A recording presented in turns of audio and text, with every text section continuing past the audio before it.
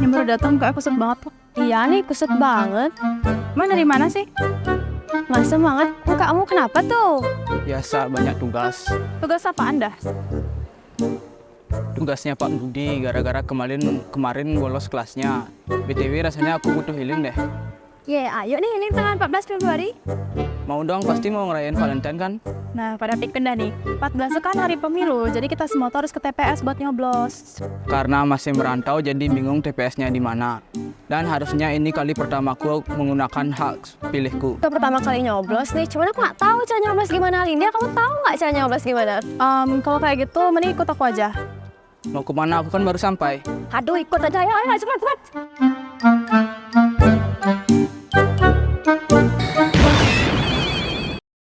Mau kesini Lindia? Lah, kita mau kemana nih, Lin? Nah, kita di sini itu kita mau mencari tahu bagaimana proses dan juga ketentuan dari pemilu tanggal 14 Februari nanti. Jadi yang kalian bingungin tadi, setelah kita kesini, kalian pasti bakal paham. Yaudah, yuk, ayo guys. Yuk.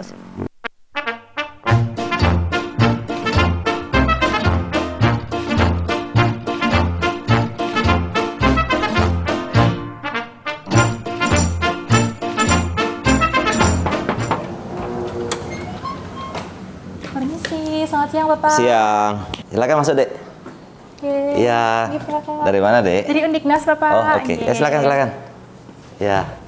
Ya, silakan. Oke Pak, sebelumnya mohon maaf mengganggu Pak waktunya. Oh iya, santai aja. Oke, kami dari mahasiswa-mahasiswi Undiknas, kami datang ke sini ada pertanyaan sebetulnya Pak terkait dengan proses pencoblosan dan juga ketentuan pada pemilu tahun 2024 yang akan diselenggarakan nanti. Mungkin Bapak bisa membantu untuk menjawab dan juga menjelaskan hal tersebut Pak. Ya, bisa. Ayo. Tapi pertanyaan saya pertama, kalian terdaftar nggak sebagai pemilih? Terdaftar tahun ini Pak. Semua, Oke. tahun ini semua. Bagus. Oke, mau silah. Apa yang mau ditanyain? Baik, mungkin dari proses pencoblosannya Pak bagaimana Oke. dan ketentuannya seperti apa Pak? Iya, nanti kan ketika kalian terdaftar sebagai pemilih, tentu kalian kan harus hadir ke TPS ya pada tanggal 14 Februari 2024. Nanti kalian akan diberikan 5 surat suara nanti. Nah, dari 5 surat suara itu kalian akan diberikan waktu untuk menentukan pilihan sesuai dengan siapa yang Anda inginkan di bilik yang tanpa diketahui oleh orang lain. Hanya diketahui oleh diri kita sendiri. Setelah itu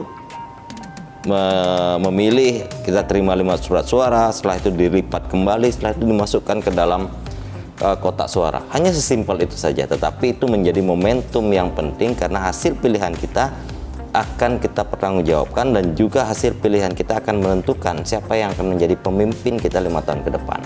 Baik. Ya, nanti adik-adik di TPS akan terima 5 surat suara ya dengan 5 warna yang berbeda. Jadi yang pertama itu, jadi modelnya KPPS nanti akan menyerahkan 5 surat suara kepada adik-adik semua. Yang pertama adalah surat suara yang berwarna abu-abu. Ini untuk memilih presiden. Setelah itu kita adik-adik juga akan menerima yang warna kuning, itu untuk memilih calon anggota DPR RI. Setelah itu akan menerima juga yang berwarna merah, itu untuk calon anggota Dewan Perwakilan Daerah Provinsi Bali. Nanti juga akan menerima yang warna biru, akan menerima untuk DPRD Provinsi di masing-masing dapil, umpamanya di 9 kabupaten kota. Dan juga ini yang warna hijau untuk memilih calon DPRD Kabupaten Kota. Jadi 5 surat suara yang akan kita terima setelah ini, adik-adik ketika menerima ini akan dipersilahkan untuk menuju bilik. Nah, bilik ini nanti ada bilik besar, nanti setelah itu dibuka dan silahkan ditentukan pilihannya. Setelah proses itu sudah memberikan pilihannya, kembali dilipat karena sudah ada lipatannya kembali seperti ini.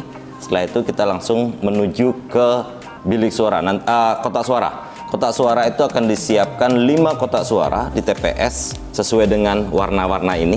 Jadi nanti adik-adik tinggal memasukkan saja ke masing-masing kotak suara itu. Iya Pak, terima kasih banyak atas jawabannya, atas penjelasannya juga. Iya. Tapi sebelum itu teman kami Pak ada yang bertanya juga terkait hal itu. Oke, silakan. Baik Pak, mungkin untuk dari saya sendiri ada sedikit pertanyaan nih Pak. Jadi kan saya statusnya ini di luar dari Pulau Bali. Betul. Untuk itu apakah ada ketentuan atau syarat untuk saya memilih di Bali ini Pak? Apakah masih diberlakukan atau tidak? Maksudnya kamu sudah ngurus pindah memilih apa belum? Belum, saya baru pertama kali memilih juga. Iya, sudah terdaftar di DPT. Umpamanya daerah asalmu dari mana? Saya dari Flores. Dari Flores. Kamu sudah terdaftar nggak di Flores? Kurang tahu Pak, mungkin kan. Nah, kalau kamu belum tahu, silakan. Caranya mudah ya sekarang ya. Nggak perlu kamu datang ke Balai Banjar. Kamu kan pegang HP, ketik aja, cari di Google, cek DPT online. Ya, atau kamu langsung tulis www.cekdptonline.kpu.go.id. Itu sudah tertera. Kamu tinggal masukkan nama dengan nick. Nanti kamu sudah bisa lihat kamu terdaftar di mana. Kalau umpamanya kamu terdaftar, umpamanya di Flores sudah terdaftar, ternyata kamu sedang kuliah di Uniknas Denpasar, otomatis kan kalau kamu jauh pulang gitu ya, Ya. bisa nggak memilih di sini kan gitu maksudnya, bisa nggak memilih di Bali. Kalau kamu sudah ngurus pindah memilih, kamu bisa. Tetapi kalau kamu belum ngurus pindah memilih, andainya begini, ketentuan pindah memilih dengan 9 syarat itu kan sudah terlewati 15 Januari. Sedangkan sampai tanggal 7 itu masih dimungkinkan dengan 4 kategori, yaitu dengan surat penugasan. Umpamanya, kamu sebagai pemantau pemilu umpamanya. Ya kan, pemantau pemilu, sebagai mahasiswa pemantau pemilu yang diberikan surat tugas oleh lembaga pemantau, itu kamu masih bisa. Tetapi kamu urus ke KPU atau kamu urus ke desa yang ada di Bali yang dimana kamu akan bertugas, itu akan diberikan, tetapi harus disertakan dengan surat tugas pemantauan itu. Seperti itu mekanismenya. Untuk surat pemantauan tugas seperti itu biasa didapatkan dari mana? Dari lembaga yang menugaskan. Umpamanya gini, umpamanya kampus Undiknas, ya kan, Undiknas itu mau memantau proses pemilu dan itu kan menugaskan mahasiswanya, tetapi Undiknas juga harus terregistrasi dulu sebagai pemantau pemilu di KPU. Itu bisa dengan surat tugas itu. Jadi karena kamu bertugas pada hari pemungutan suara, tidak bisa memilih di TPS asal, kamu bisa memilih di TPS di mana kamu ditugaskan.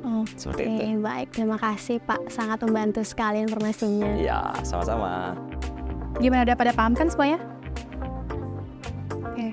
Pak, terima kasih banyak Pak atas penjelasannya dan juga waktu yang diberikan kepada kami untuk menjelaskan terkait dengan pemilu 2024. Mungkin kami pamit dulu Pak. Iya. Terima kasih banyak. Sebelum pamit saya cuma mau ingetin ya, jangan lupa 14 Februari 2024 datang ke TPS, gunakan hak pilihmu. Jangan hanya tunjukkan cintamu, tapi juga tunjukkan tintamu.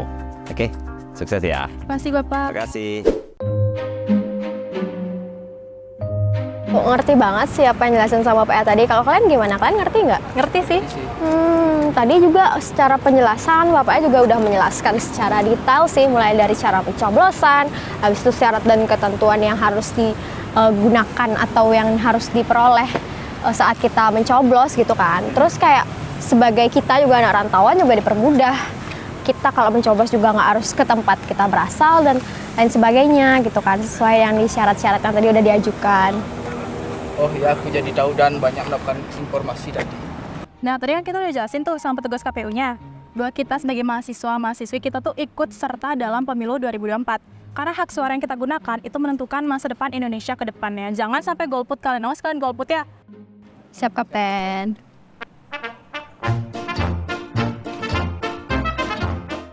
Eits, tunggu dulu. Jangan lupa pada saat pemilihan nanti kita akan mendapatkan 5 kertas suara. Surat suara berwarna abu-abu untuk memilih presiden dan wakil presiden. Surat suara berwarna kuning untuk memilih DPR RI. Surat suara berwarna merah untuk memilih DPD. Surat suara berwarna biru untuk memilih DPRD provinsi. Dan yang terakhir, surat berwarna hijau untuk memilih DPRD kabupaten. Ayo gunakan hak pilihmu pada 14 Februari 2024. Say no to golput. Say no to golput. Hima Pradi Administrasi Publik Undiknas. Mudah bisa, mudah berkarya.